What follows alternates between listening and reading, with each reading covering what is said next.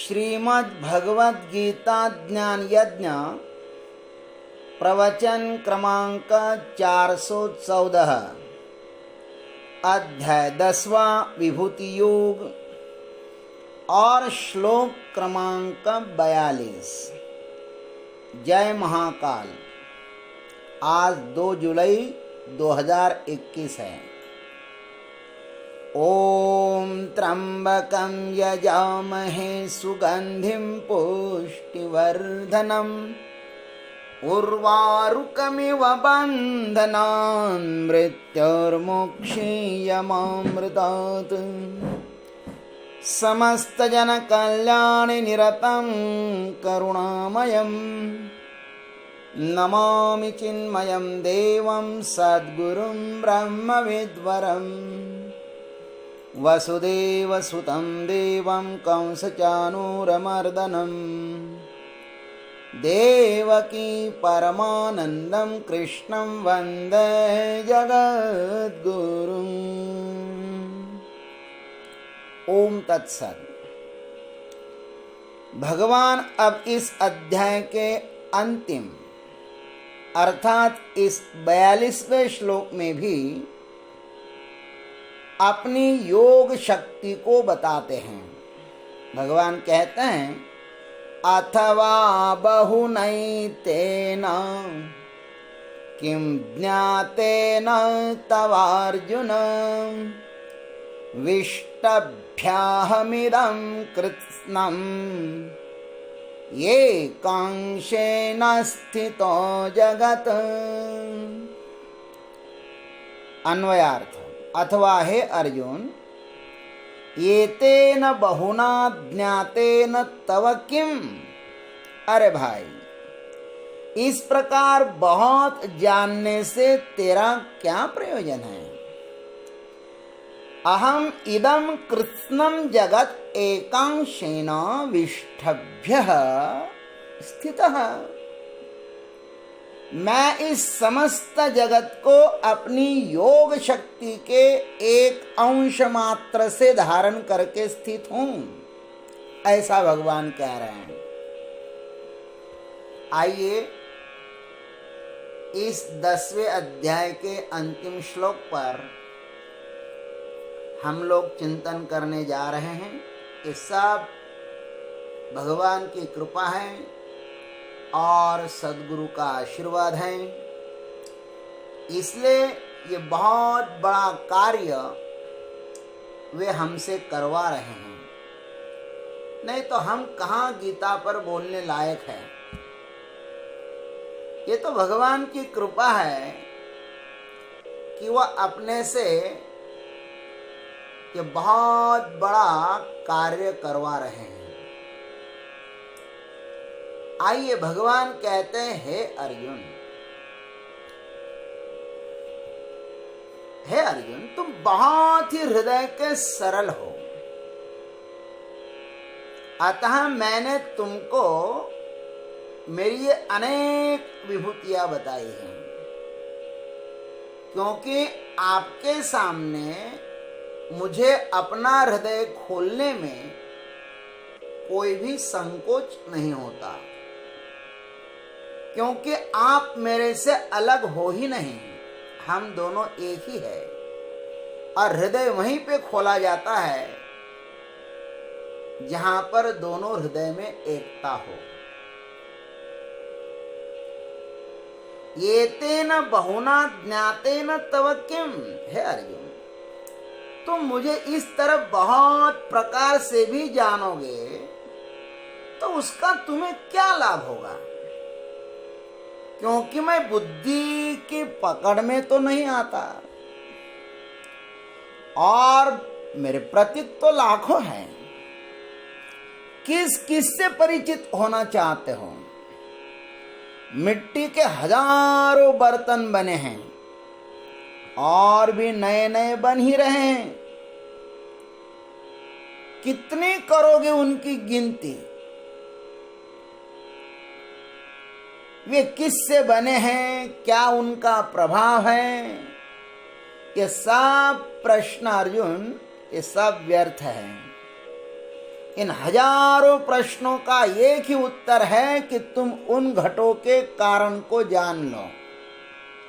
वे सब मिट्टी से ही बने हुए हैं।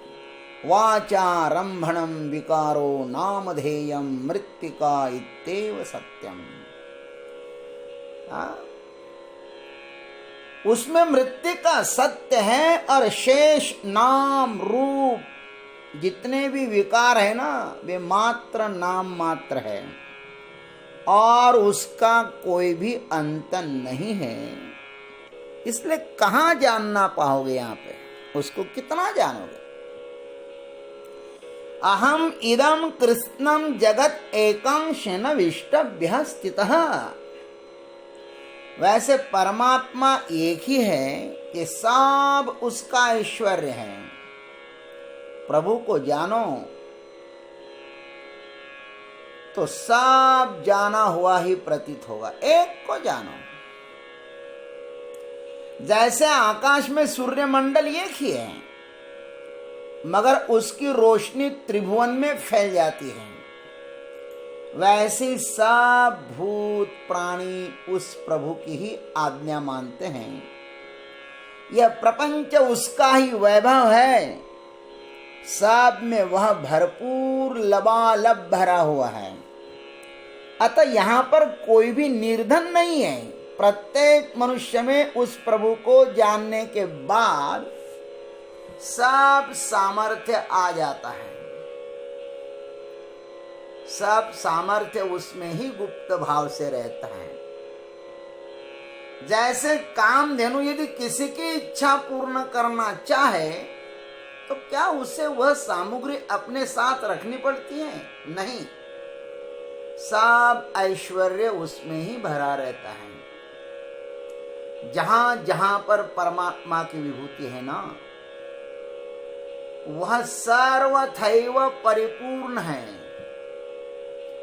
सब इच्छा पूर्ण करने में भी सक्षम है। अतः किसी भी विभूति को साधारण और असाधारण नहीं कहना चाहिए। भेदभाव की कल्पना कर हम अपनी बुद्धि क्यों व्यर्थ ही कलंकित करें भाई? काय के लिए भेदभाव की बुद्धि करें? छोटा है, ये बड़ा है। और अथवा हम घी को व्यर्थ क्यों मथे? घी को मथने से क्या प्रयोजन? अथवा अमृत उबालकर उसको आधा क्यों करें? और वायु को क्या बाया या दाहिना अंग होता है? क्या सूर्यमंडल को कोई पेट और पीठ होती है? यदि कोई उसके पेट और पीठ देखने आएगा जाएगा तो केवल अपनी दृष्टि खो बैठेगा। वैसे ही मैं सब में सम हूं। छोटा बड़ा सामान्य असामान्य नहीं हूं। क्या बढ़िया बात है। सब में मैं सम हूं। सब भेदभाव को छोड़कर सर्वत्र मुझे ही देखो। एक चींटी भी और एक गजराज भी, ये दोनों भी तो मेरी विभूतियां हैं। अर्जुन ने जब यह विभूति योग सुना तो उसे परमात्मा का ज्ञान हुआ और अब ज्ञानी की भूमिका लेकर वह श्री कृष्ण से बात करते हैं। क्या कहते हैं? ज्ञानेश्वर महाराज इसका बहुत सुंदर वर्णन करते हैं। अर्जुन कहते हैं, प्रभु आप जो कहते हैं कि मेरी विभूतियों में भेद न करें, मैं सब में समान हूं, यह आपका वाक्य जो है ना, सो मुझे थोड़ा अटपटा सा लग रहा है। क्योंकि मैं और आपकी विभूति क्या पृथक पृथक है? ये दो चीजें क्या पृथक पृथक है? आप कहते हैं मैं सब में अलग हूं, सब में भरा हुआ। मैं और सब, ये दो अलग अलग है क्या? आपका संपूर्ण ज्ञान होने के पश्चात क्या भेद भावना रहेगी? क्या सूरज कभी दुनिया को यह विनंती करता है कि मुझे आना है, आप लोग अंधेरा हटाओ? अजी आपके नाम में ही इतनी शक्ति है कि मुख से नाम ले ले तो सब भेदभाव मिटकर उसे मोक्ष मिलता है। तो आप तो साक्षात परब्रह्म सौभाग्य से मुझे प्राप्त हुए है ना, तो मुझमें भेदभाव कैसा रहेगा?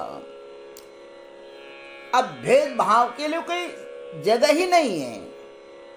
यदि किसी ने चंद्रमंडल में प्रवेश किया तो क्या उसको गर्मी महसूस हो सकती है? बस मैं तो आप में समा रहा हूं प्रभु, आपके साक्षात्कार का आनंद मुझको आ रहा है। शिष्य अर्जुन के इन वाक्यों को सुनकर श्री गुरु भगवान श्री कृष्ण परमात्मा को बड़ा आनंद हुआ। हे अर्जुन, भगवान कहते हैं तुम ठीक ही कह रहे हो। मैंने जिस उद्देश्य से भेद दर्शक वाक्य कहे थे वह मेरा हेतु पूर्ण हो गया, क्योंकि तुम्हें मेरी विभूतियों का यथार्थ ज्ञान हुआ है। अब मैं संतुष्ट हूं। श्री गुरु को महान आनंद उसमें ही होता है कि शिष्य उनकी वाणी को अच्छी तरह यथावत समझ जाए, श्रोता वक्ता के वक्तव्य को अन्यथा न समझे। अर्जुन यथार्थ समझ गए, अतः भगवान श्री कृष्ण को बहुत आनंद हुआ। ईश्वर का अस्तित्व सर्वत्र है, सब उनसे ही व्याप्त है। इस प्रकार का ज्ञान अर्जुन को हुआ है। अब उसे यह भी इच्छा है कि जो मैंने अपनी बुद्धि से ईश्वर को सर्वत्र स्वीकार किया है ना, अब मुझको उसका अनुभव प्रत्यक्ष भी होना चाहिए। मेरी मान्यता, मेरा प्रत्यक्ष अनुभव होना चाहिए। अर्जुन सही में भाग्यवान है। उसके मन में जो जिज्ञासा जाग गई है, परमात्मा उसे 11 अध्याय में अपना दुर्लभ विश्वरूप दिखाकर पूर्ण करेंगे। मैंने ही इस समस्त जगत को अपने एक अंश से धारण करके रखा है, भगवान ने कहा। यहां पर जो कुछ तुम्हें प्रतीत हो रहा है अर्जुन, सो मेरा ही ऐश्वर्य है। रोम रोम प्रति लागय कोटि कोटि ब्रह्मांड, गोस्वामी जी ने भी कहा है। भगवान के एक एक रोम में कोटि कोटि ब्रह्मांड भरे हुए हैं। तो उसका जो वर्णन है ना, भगवान अब आगे के अध्याय में करते हैं विश्वरूप दर्शन योग में। और यह जो गीता जी का विभूति योग है, अब यहां पर समाप्त हो रहा है।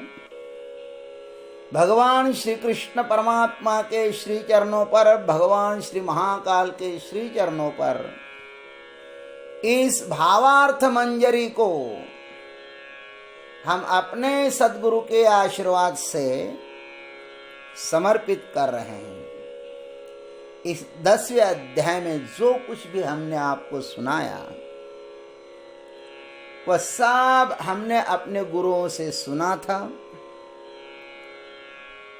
शास्त्रों में पढ़ा था, उस पर विचार किया था और यथा समय यथामति